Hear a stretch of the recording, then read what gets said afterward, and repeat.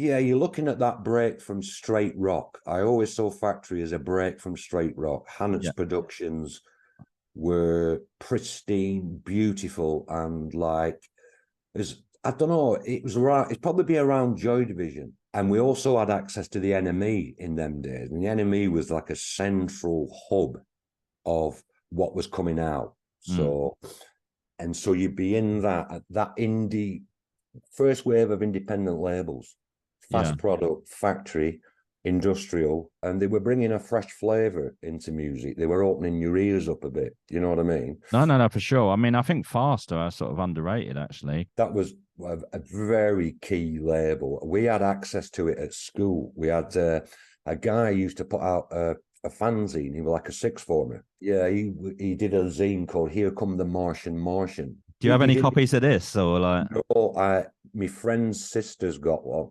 So he'd sell us this zine, 20 pence. He'd have interviews with a certain ratio and the fall in it, and stuff like this. So, and he was Fast Product had a kind of youth culture, mutant pop vibe going on. They put those sorts of words in on the runoffs, mutant pop, difficult fun. And they made what was called ear comics, Earcom 1, 2, and 3. So you had like a. I knew it was Earcom, but I didn't know that's what it stood for. Yeah, I think it's ear comic. And they'd come, and so Andy Hobbs, he was called, he did this zine, and he'd give us badges, fast product badges, and all this sort of stuff. And Preston's only band to get a John Peel session, the Blank Students, were on Earcom 1. They were actually on this vinyl with a band called The Flowers, and a Sheffield outfit called Graph, something like that. And on that Graph one, I think we had a synth. We had access to this fast product stuff. And I remember I'd had the badges. Gangafor and Mekons were also a big band at that time. And I had the badges, and I went round to my cousins out, my aunties, and my older cousin was at Leeds University. And she said, "Howard, what are you wearing that badge for?" I said, "What? It's just Gang of Four and Mekons." They said, "No, they trashed the Students' Union last Friday." So the like, Gang of Four or the Mekons? Yeah, well, just the Mekons probably. But it was like, well, I didn't do it. You know what I mean? As a little innocent kid. But so that sound, a certain ratio were very big for me. They had this sort of dirgy funk thing. So you've been brought up on rock like the Pistols and the Clash, and then you were hearing, bands like ACR, like gothic funk, loads of effects, Anyway, we're veering off. Well, some of the early punk was pretty trad rock, wasn't it? I mean, I love the Sex Pistols, but they're very sort of just hyped up rock and roll, and so are the Clash. Yeah.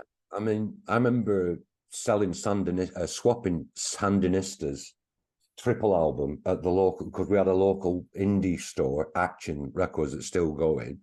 I swapped Sandinistas for a Mini Pops. They were a Dutch drum machine orientated out single. Yeah, I think that's a good deal. Yeah, I'd have done that deal. I always say that was a great deal. But so that's showing a little flavor of post-punk, opening your ears up, basically. Yeah. Reggae. Also, maybe, what about the actual design of the stuff? For like, because they look cool. The Earcom stuff and obviously the factory stuff had a certain sort of different look to it. Well, I think this was it. I've often said that first wave of indie was my university, not just mine, lots of other people's, because you were being introduced to stuff via the covers, via the design, via the sound, via the production, that just opened up a whole new world. No, it's true. Like authors and stuff like that. I probably got into stuff like William Burroughs for like industrial music and all that sort of stuff. Absolutely, because we'd hinge on what Ian Curtis would say. Ian Curtis was reading J.G. Ballard, Kafka, and all that sort of stuff. So it opened, like you're saying, it opened up the world of writing to him. Burroughs, big influence. You know what I mean? Yeah. On lots of stuff. So I was dabbling in that writing as well at that time. Is this when you were doing poetry, or was that like a bit? I got mainly attracted to sort of surrealism and cut up stuff and like, you know, word collages. Tristan Zara, all that sort of. Yeah, exactly. So I was exploring like Dada and surrealism. Yeah. And that sort of stuff. No, I loved all that stuff, reading about the Dada stuff. That was a big Yeah. influence on me when I was a teenager. Yeah. It had a wave in that period because, of course, Cabaret Voltaire were called Cabaret Voltaire because that's where the Zurich Dada Club was, you know, and all this sort of Hugo Ball and all that, exactly. So this stuff opened up a whole world of, let's call it avant-garde or counterculture, you know, not the mainstream, you know. But with an edge as well. With an edge, a political edge many times, a critical, satirical edge. And that was in the music.